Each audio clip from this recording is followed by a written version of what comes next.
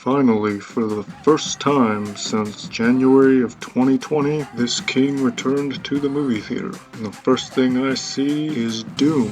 Mainly because I could tell that just from the first trailer, this is one of those big, epic, giant scale movies with a fuck ton of CGI and things going boom. And I was definitely not wrong. With a budget of $165 million, they definitely put that shit to good use. 'Cause this movie definitely had a fuck ton of nut-worthy shots and scenes throughout, but was the spectacle enough for me to actually enjoy the entire movie all the way through? Kind of.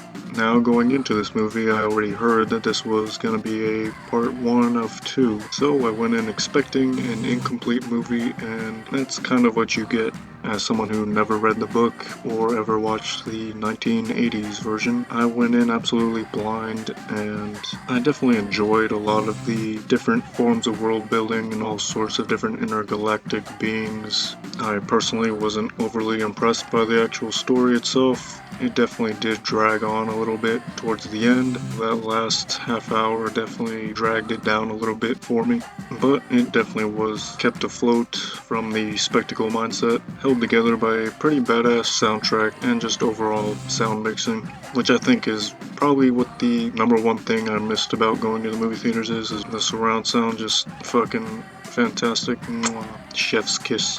When it comes to casting, I didn't really find anybody to be overly great. Anybody could have been casted for any character. The only standout was Batista. His character was goofy. He only showed up like 3 times, but all 3 times was goofy.